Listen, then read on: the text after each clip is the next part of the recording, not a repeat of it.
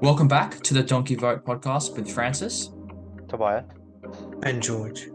These interviews will be focusing on the past careers of politicians before they entered parliament. With a strong intention to our audience that anything is achievable no matter what you studied in university or college. If you like this sort of content, please make sure you like, subscribe, comment, and share with your friends. Also, we are on YouTube and Spotify, so make sure you follow us on those platforms. Make sure to follow us on Instagram as well to keep updated with the latest episodes and reels that we release. Enjoy the interview. And today we are joined by the Honourable Sapo, a member from the Eastern Cape province in South Africa and an ANC member. Sapo, thank you for joining us today. Thank you very much for inviting me. Thank you very much for having me. Yes, yes. So just for our audience out there who may not know an entire lot about you and probably about the Eastern Cape in general, could you give us a little brief description just before we get into the questions? Oh yes, a very good afternoon to you. It's afternoon in South Africa to you and your viewers. Yes, I am Honorable Lindelwa Sapo from the Eastern Cape. I am the Member of Parliament in the Republic of South Africa. Born and bred in a small town called Lusikisiki in the Eastern Cape. Okay. I grew up there, matriculated in the Eastern Cape. But in terms of university, I moved to another province called KwaZulu-Natal. Oh, okay. When I then enrolled my number of qualifications in the University of South Africa. I obtained 3 qualifications. I'm busy with the 4th one, which is a master's in public administration. Yeah, that is how I grew up in a very disadvantaged family. But we did push the stones and the walls to get where we are today through the assistance of various people. But it was not necessarily a conducive environment. But yes, we are here today. Yes, That's and who I am. yes, yeah, and it's great as well in South Africa as well. You've got a great mix of MPs from all different sorts of backgrounds. Even the ANC, I know you've got, and even though it's majority Black South African dominated, but you've got some Indian South Africans and even some white South Africans in the party as well. So it's a really good thing, and probably something that Australia should try and kind of copy in a sense. We've got a lot of white Australian MPs and probably not enough of Asian Australian and black Australian MPs. So it's a really good thing that what's been able to be done in South Africa, in terms of, over just the span of the last 30 years, has been able to your parliament's been able to really represent the whole people of South Africa. Yeah. I'm coming from a province that is dominated by Xhosa speaking people, Mm. which is Eastern Cape. Yes, you have your KwaZulu-Natal that is dominated by Zulu, but we are a rainbow nation. Of course, everyone that reside within the country, it belongs to them. But I'm coming from the rural, Xhosa dominated province. I see. I see. So yeah. So moving on to our questions then, for you, Sapo. So, my first question actually to you is, how was your high school and university life? I know you did touch on this at the start of the interview, but do you also have any memorable moments you'd like to share on the podcast? Yes, as I indicated earlier on, I am coming from a disadvantaged family, but I have a mother that is having a vision and goal orientated, despite our family background, Mm, because it was only my father who was working. Then he passed mm, on in 2010. We then remain with my mother. I matriculated in 2009. Yes, not from the good, those high schools that would be probably known as Model Cs, but no, just in a high school from the rural areas. I matriculated in 2009. Yes, getting very good marks because I did not allow my family background to determine who mm, I am. I have made a vow to myself to say it will not determine me. I matriculated in 2009, then I moved to KwaZulu-Natal to further my studies. Then I got admitted in the University of South Africa, where I obtained the honors degree in social work in 2014. It was not easy. Again, remember, Mm. there is no money for school fees, but through the assistance of the scheme that we are having in South Africa called National Student Fund Scheme, I managed to get the assistance of that bursary, and then I got my qualification in 2014. We are coming from a province and the country where the high rate of unemployment Mm. unfortunately is dominated. But after I've obtained my first qualification, I was unable to get a job at that particular Mm. time. I said instead of sitting at home, maybe I will be finding myself doing things that I'm not supposed to do. I decided to enroll for the second degree, still in KwaZulu-Natal. Then I got the second degree, which is the Bachelor of Arts in Government Administration and Development. It was after then that degree I was be able to get a job, and then the rest is history. But that is generally how my high school and my university journey was. I see. And, it's probably quite a similar sort of story to a lot of other South Africans, coming from very disadvantaged backgrounds, having to, leave their hometown, go to, big city, whether that be Durban, whether that be whether that be Cape Town, whether that be Johannesburg, those sort of towns. So it's quite a good story there, and it's really a great thing to see that a lot of people from disadvantaged backgrounds are still getting those sort of opportunities.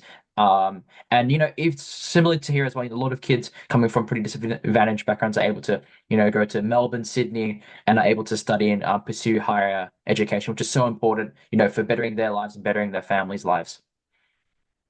Yeah, it is. It is. Imagine moving from rural areas to a big city Mm. with you having what suitcase with few items, uh, but you are saying I want to make life out of it.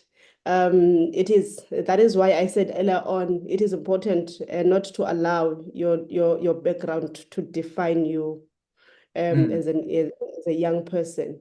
Do what you can to make sure that you get a better life. Exactly. 100% agree with you there, Sapo. So moving on then to our next question. So, are you able to talk to us a little bit about your career before politics? And what sort of roles and jobs did you conduct? I know you said you did get a degree in social work and a degree in government and politics. Yes, after I've obtained my second qualification, I was employed in the same university, which Oh, is the University of South Africa, as part of the student administration team. But before that, it was when I fell in love with student activism. I joined the organization that is called SASCO, South African Student Congress, which its responsibility is to advocate for the rights of students within universities. You understand most that in universities there are policies and legislation that are used to govern the institution. Now we're part of student leadership that was advocating for student rights in all student affairs. I was fortunately employed to the same university in part of student administration, but within a year, I then moved to a TVET college. It's a technical and vocational college, which is still another institution of higher learning in South Africa. It was when then I was employed as a student counselor. I, excuse, I used my first qualification because Bachelor of Social Work was part of their requirements. My role was to look at the wellness of the students within the college in terms of counseling and student activities within the college. That was my sole responsibility. I worked there for about 3 years. Then after that, I then came back to my province, mm, which is the Eastern Cape. I was employed in one of the departments, which is called cooperative governance. We called it COGTA. I was then working with the member of the executive. My responsibility was to be a parliamentary liaising officer to the member of the executive. I worked there for the period of 2 years. Mm. Working in that. Then it was after these general elections that it was May, I had to move to Parliament Mm. as the member of Parliament. Mm. And that's quite a cool story there, going from finishing university in 2014 to not even a decade later becoming a member of parliament, and representing your home province, which is quite incredible. And it must be a massive honor as a Eastern Cape born and bred, as an Eastern Cape born and bred, especially in the rural areas, to represent the entire Eastern Cape. And as you were saying that, student activism, I guess, is very, very important. And, it's a massive thing here in Australia as well, getting involved in, I guess, student union elections and that sort of thing, and, fighting on different sides. It's really, really important. And I guess it really does spark interest for young people, especially those in university, to get into politics. It was very interesting. It was for the first time, by the way, the Eastern Cape is sending a female less than 35, which Really? is less than for the first time after 30 years of our democracy. We are two from the province. Both of us, we are 33 years old. We were sent to be the voice of young people within the decision-making table Mm. and the formation of the legislation of the country. So we were sent as from May up until now for the period of 5 years Mm. as members of parliament. Mhm. And speaking of your 5-year parliamentary term, what are some of your key priorities in Parliament for the next 5 years? One of the things that I've realized through my involvement in leadership, especially in politics and in government, was that a low voice of young people within the decision-making bodies. Mm. Then that voice disadvantages the young people, for them not their voice be able to be captured at the final determination. So three priorities that I have is to make sure that the country does at some point form a legislation that speaks to the high rate of unemployment in South Africa. We almost have 49% of young people that are not working, of which that does contribute on the social ills that we have, because young people are not working. They find themselves being on drugs. They find themselves falling pregnant very early. So part of the things that I'm advocating for is for the country to finally find a solution around the issues of high rate of unemployment. The second thing is we have a problem of gender-based violence in the country. And especially around women and children.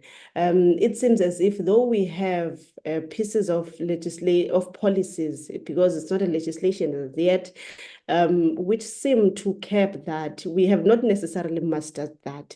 So part of my priorities is to finally, as the Parliament of the Republic, to find a solid solution around issues of GBV around the country. The third thing, as I said earlier on, that against my background and all of that, I've managed to go to University of South Africa, but still, it's still very difficult to access the higher education systems in South Africa. So part of the responsibilities and my key priorities is to make sure that at least out of this 5-year term, we can be able to tackle that and make sure that we beyond that, the lives of the young people within our country are better. It was so unfortunate to say in my first committees, portfolio committees that I was allocated, higher education, science and technology were part of those. I'm sure that I will be able to raise the voice and represent the young people very well around those issues. Mhm. And there's a lot of key issues as well. Even in Australia, gender-based violence and that sort of things is still a massive issue even here. So, those sort of issues that you're fighting for are really, really important, not just to South Africa, but the whole world. So I guess one step forward in South Africa probably could be a couple steps forward across the world, and hopefully we can get to a stage where a lot of people from, lower socioeconomic backgrounds are able to access higher education as much as possible, and gender violence is, if not eradicated, but reduced to a very, very low level as well, which hopefully can happen in the not too distant future. No, we're definitely hoping that we are going to manage that at some point. Yes, you are correct to say we must have at least, research says that every hour in South Africa, more than 20 children are being raped. Those are the terrible stories that we are hearing, but we are hoping that at the tail end, we'll be able to find a solution around that. Yes, and especially those young kids and especially those people, once every hour, that's quite crazy. That's 24 people per day, and that would be, literally hundreds of people a year, even probably thousands of people a year. And it's really, really quite sad. So, at the end of the day, hopefully, in South Africa, you can come up with a solution that really, helps a lot of young people, especially in those sort of difficult situations who are facing abuse, find refuge and find a safe place for them to be respected in society. Definitely, we're hoping that, and Mm. I'm really hoping that within this term, we will be able to draft a legislation that's speak to that. I'm glad that the President of the Republic did actually take that into consideration through the engagement with different stakeholders. I am hoping, and Mm. I'm pretty sure that we will tackle that at some stage. Hopefully, hopefully for the best of South Africa. Yeah. And so then moving on to our next question, then Sapo, this is probably quite I think this was probably going to be quite an expected response here, but who would you say is your political role model or idol? I have a whole lot of them. But if you go back into South African history, on the 9th of August, we were celebrating the Women's Day. Mm, In 1956, there were those women that marched to the Union Building for different reasons, especially for the laws at that particular time that were not in favor of women. There is an icon which is called Mama Winnie Madikizela Mandela. mm, Is one of those women in South Africa who fought against all for the liberation of women and in advocating for women empowerment and women development. mm, I think prior to her departure, unfortunately, there are a lot of things that we gained out of her experience. There are a lot of things that we learned from her, and there are a lot of things that they fought for that we are enjoying today. mm, Now today we can be able to be at the table with men. That usually something that was not there, and take decisions. Today there are women that are in serious key positions of power. Who takes decisions? It was out of the struggle that they fought to liberate women in South Africa. She's mm, one of the icons I definitely I was looking up to. And were there maybe some maybe on an international sphere that you maybe looked at as a political role model or idol? I know some of our previous guests have said some international political role models and others as well. Um, not necessarily, but there is woman, even though it was not is not not necessarily in politics. I don't know where is she now. Was called Oprah, I think. Oprah Um, Winfrey or Yes, yes. I think she was for women, and there are a lot of things and the good stories that are narrated about her and how she contributed in the development and the lives of Mm, different people in different corners of the world. I think part of her work did really represent who I am, does really represent what we would want to look up to as young women. I think she is one of those Mm, young people that I'm looking up to. No, she's Unfortunately, I don't know where she is now. I think she's still around in the American I think she's still like a talk show host there and she does some stuff around TV shows. I think she's still got her own show there. But yeah, she's taking kind of a step back. I haven't seen much of her as well. So yeah, she's quite a outstanding role model and idol as well that I'm guessing a lot of young women especially would be looking up to. Yeah, because there was at some point a very interesting program that she was doing. It was around young girls and in high schools. That was a very nice program that she was running in terms of assisting them to develop and acquire Mm, education beyond who they are. That is why I'm saying she's one of those women that I really look up to. For sure, for sure. So moving on then to our next question, then Sapo. So, what made you run in the 2024 election in South Africa, and what made you join the ANC?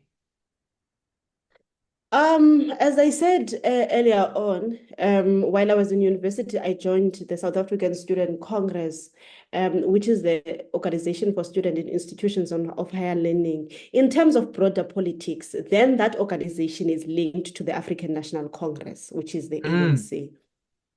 So beyond the borders of institutions of higher learning, universities and TVET colleges, it is linked to the ANC.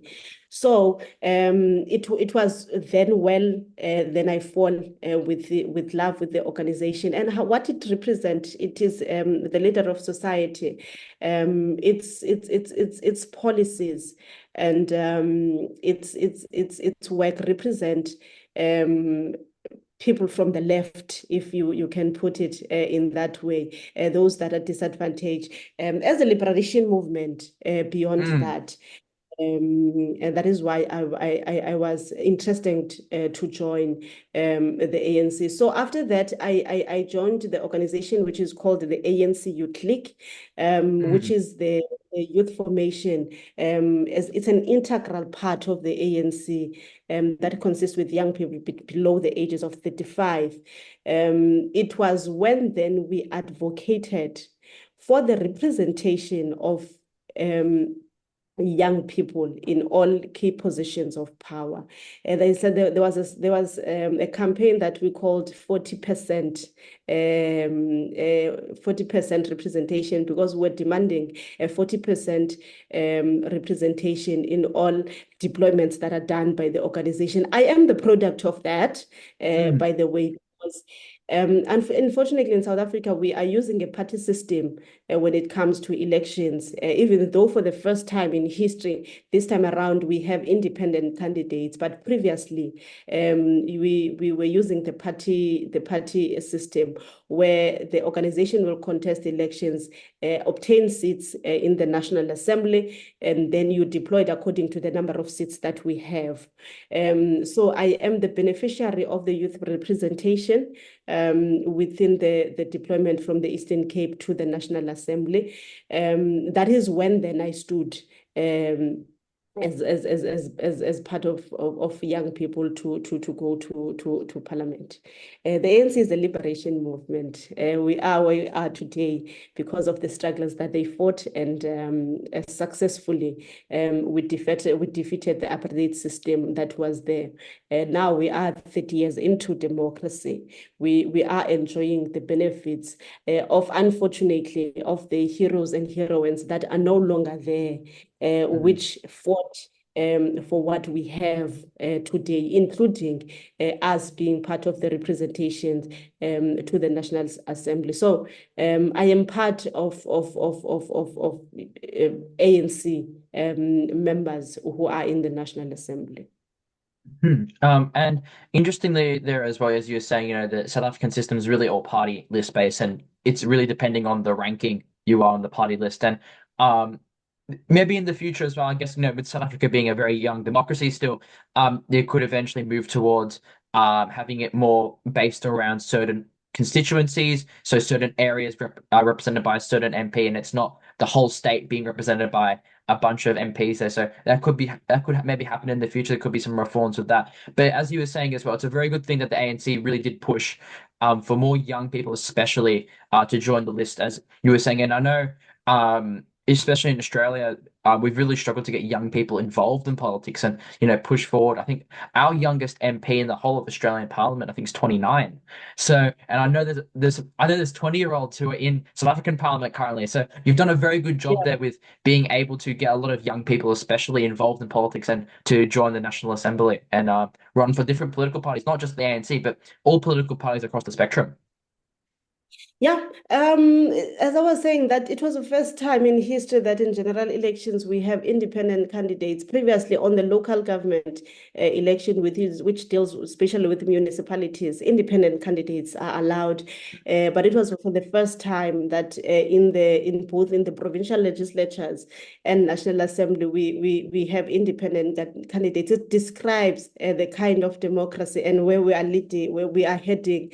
That now it's not only political organizations that will deploy 220 people on behalf of the organization, but people can be able to vote for the candidate that they want now and have somebody that is going to represent them and their constituents beyond political parties and beyond along political lines or political policies. Now we can be able to have. Unfortunately, there is no independent candidate that won a seat on the current state. But I think maybe on the next elections we'll be having independent candidates coming, and it will be very interesting to see what they will be representing and advocating within the National Assembly. Because as things stand now, everybody is working according to the party lines or the organizations that they represent. It's part of democracy, really. As you were saying, that unfortunately we're still a toddler in terms of democracy, but eventually things we will definitely unfold in a way that favors all South Africans and the world in general. Mm-hmm. Yeah, and as you were saying there as well, it could be very interesting to see how independent candidates go, especially in quite populous sort of provinces. So we'll see how that ends up, because I'm guessing as well there's quite a number of independents already, probably on councils, as you were saying before, representing municipalities and that sort of thing, and wards especially. Yeah, there are a number of them in municipal councils. But what I can say is that most of the time, independent candidates are those that are coming from organizations that are not happy out of organizational processes. Then they tend to stand on their own and represent. But in terms of local government, as things stand, they do represent their constituency, because at least municipalities are demarcated along wards, which is the constituencies that they represent. It will be interesting to know. And then when it comes to the National Assembly, how are they going to advocate for different people coming out of 9 provinces of the country? It will be different from those that are representing a ward, possible have 5 villages with a population of 5,000 plus. Exactly. Or 4,000 plus members. But it will be difficult and interesting to know how are they going to represent people coming from 9 provinces. But as things stand, it really worked for independent candidates in local municipalities. But as you were saying, it's very, very different representing a ward or a municipality with like 5,000 people compared to a state like Eastern Cape, which I think probably has is it around 2-3 million people in the whole of Eastern Cape, Sapo, or? Around 2 million people. Yeah, so it'd be, it's a very big stark contrast from representing 5,000 people in a rural municipality, and then going on to represent the whole of Eastern Cape, which is about 2 million people. So, it'd be quite a struggle there. So we'll see how they go, if any get elected in the next election. But moving on then to our final question then for you, Sapo. I do realize we are within time constraints here. But my final question to you actually is, what's some advice you'd give to students, especially those in 2024, who I know in South Africa would be starting university or high school around this time? What I can say is that most of the people used to say it's not all about education. You can be able to make life out of your own by either starting your own business or doing whatever it is. But I want to say to young people that will possibly listening and all will be listening to this, education is very important. It is your key Mm, in for many doors. I call it a master key. mm, Because with you having education, there's no door that you cannot open. Even if you are not going to use the qualification that you obtain it now, 5 years later, you will be able to pick it up and use it. I want to say to young people, don't waste your time around other things, or don't waste your time that is meant for you to pursue your studies. Do the opposite, pursue your studies, obtain your own qualification, then follow other dreams that you mm, want to follow. Have that master key with you, because through education, your line of thinking and reasoning will be different from the person that never went to school. Yes, you can say wisdom can be drawn anywhere. Wisdom can be drawn to a person. There are a whole lot of elders who never went to school, but whom today we can draw wisdom from them through their experience and through the things that they went through. They have that experience. But I would say the world is in another generation. mm. Things are not obtain that qualification, go to school, don't waste your time, don't fall pregnant early, don't go and abuse drugs and alcohol. That will not take you anywhere. Mm. Use the opportunity that you have to pursue your studies. That will make you to be a better person in life. Exactly, exactly. And, a lot of the politicians that we've interviewed, even in Australia, have really pushed, for students to push for, because, we're not really living in the 1960s and 70s now where, you're able to have a successful life maybe without having a qualification. Now it's so important, to go to school and get any sort of qualification at the end of the day. So, and really a certificate, any sort of certificate, that sort of knowledge cannot be taken away from you because you physically earned that certificate and you passed your subject. So it's so, so important, as you were saying, to study hard, go to all your classes, make sure you stay out of trouble and that sort of thing. Because at the end of the day, it might be a bit of a struggle, maybe seeing people around you go down the other path, and you might be struggling, with studying all the time. But at the end of the day, in the long term, you'll reach those rewards that you so desperately fought for. Yeah, yeah, you are going to use it later on. Nobody's going to take it away from you, so Mm, long that you have the opportunity to go and pursue. But remember, I always say this: there are other kids or other young people that unfortunately are not in a position to have an access to resources that are going to assist you to further your studies. But appreciate the fact that you have an opportunity, or there's an opportunity presented to you to go to mm, school. Even if there is an opportunity that is presented to you, push the mm. walls, push the stones, so that you can be able to make things out of this world. So really, there's no reason for you not to go to school. Push the boundaries. Exactly. Eventually, you will be what other kids are. We don't want to feel sorry for you later on. I always say this. We don't want to feel sorry for you later on that you couldn't go to school, you couldn't get it while the opportunity was there. So long that the Mm, opportunity is there, utilize it to the best of your abilities. If it's not there, there's nothing wrong about asking help. Ask for help if you don't. That will assist you to be a better person.